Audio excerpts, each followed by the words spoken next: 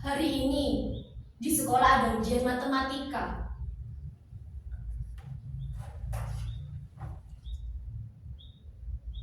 Bu Mulyani bilang soalnya tidak susah.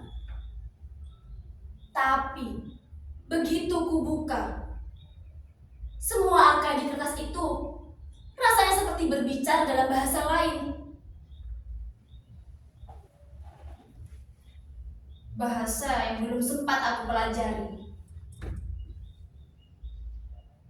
Teman-temanku selesai cepat. Mereka tertawa di kantin. Berbicara soal bimbel, soal les sore, soal pilihan kampus, soal cita-cita yang ingin jadi dokter, pengusaha, pengacara, dosen. Mimpi seperti itu rasanya berjarak ribuan tahun.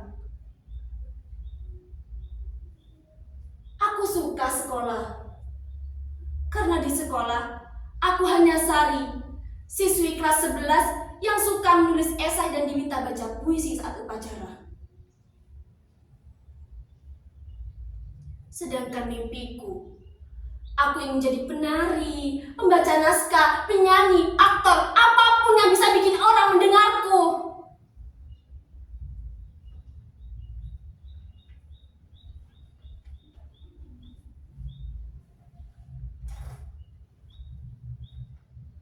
Karena aku tumbuh di rumah yang sunyi.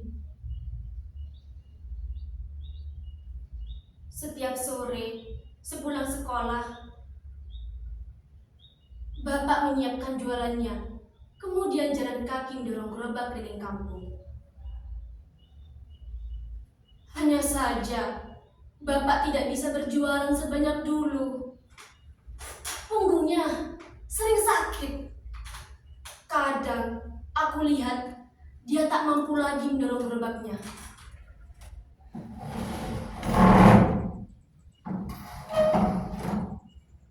Sampai-sampai dia harus berhenti sejenak, menahan napas, lalu melanjutkannya lagi. Kadang, kalau sudah malam dan gerobak masih penuh, Bapak duduk di pinggir jalan sambil mengelap peluh kemudian ngecu. Marah kacang, ajar ongku,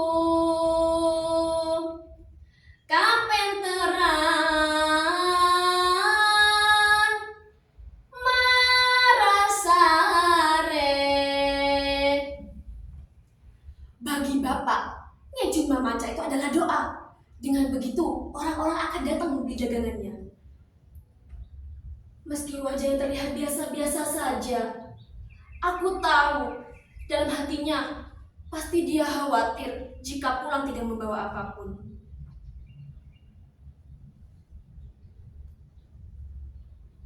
Yang ku tahu, dia hanya menyembunyikan kesedihannya dengan bercanda. Nggak masalah, nak. Yang penting kan Bapak nggak putus asa. Malahan sering ngeju waktu ada yang lewat. Itu pun Bapak sudah senang. Kecungan yang Bapak lantunkan setiap pagi, hampir ku ingat semua. Aku ingat pertama kali melihat Bapak tampil. Saat itu ada acara desa. Semua orang duduk di tikar. Damar kampung bergoyang tertiup angin. Bapak dan temannya berbagi peran. Ada sebagai peniup seruling, pamaca, paneges. Kata Bapak, sebagai seorang seniman harus bisa berbagai hal. Saat itu, Bapak berperan sebagai pamaca. Bapak pakai jari kumal, baju hitam dan kopiah. Begitu dimulai, lekingan suara Bapak menderu bersama angin di langit. Nada yang dilantunkan terasa begitu mistis. Orang-orang terhipnotis oleh liukan dari pita suara Bapak. Saat itu, aku merasa Bapak adalah pahlawan.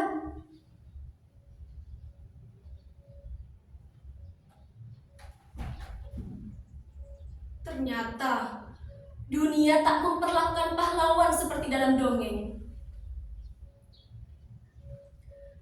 Pernah, suatu kali ada pejabat kota datang ke desa kami. Bapak dengan semangat mendatangi mereka, menawarkan membacakan mamaca untuk acara yang mereka rencanakan. Tapi mereka hanya tersenyum pelan dan berkata, "Tentu saja kami akan memperhatikan kaum kecil. Kami pastikan budaya mamaca mendapatkan perhatian."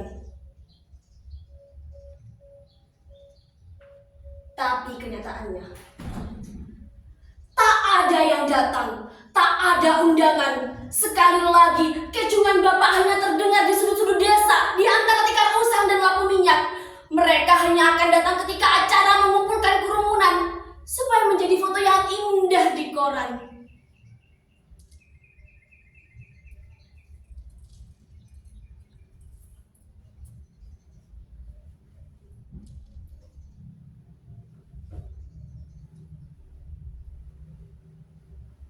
Mereka tidak datang ketika Bapak duduk di pinggir jalan dengan gerobaknya yang tak terjual. Mereka tidak datang ketika mamaca hanya terdengar di senja yang sunyi.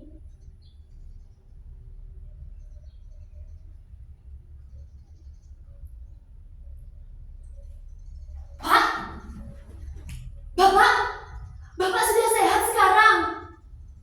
"Enggak bilang sama Sari sih, Pak. Tahu gitu kan, Sari jemput Bapak." "Ya sudah, sekarang Bapak duduk saja di rumah."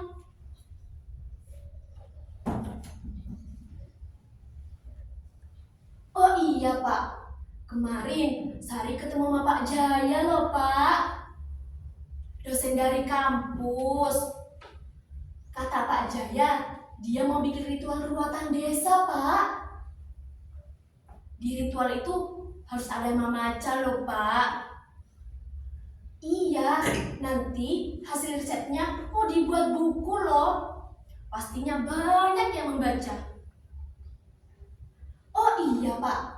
Setiap sore sepulang sekolah, Sari langsung bikin resep dari Bapak loh. Gerobaknya udah Sari ganti pakai banyak lampu. Ternyata kakak-kakak di kampus pada suka loh, Pak." "Iya, Pak. Sari tetap belajar kok meskipun jualan.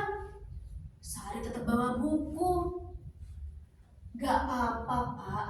Gak berat kok. Kan Pak Jaya sudah nyarikan Sari tempat." "Gak apa. Gak perlu minta maaf. Sari kan memang sudah berniat untuk bekerja." "Iya, nanti Sari akan usaha lanjut sekolah." "Pak! Bapak! Pak! Bapak! Pak! Bapak! Pak!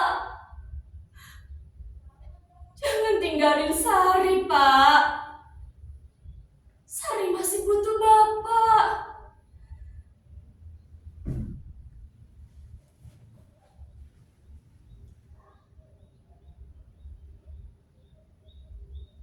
Mamaca tak butuh kerumunan. Mamaca tak butuh tepuk tangan. Mamaca masih butuh Bapak. Mamaca harus dilantunkan, Pak.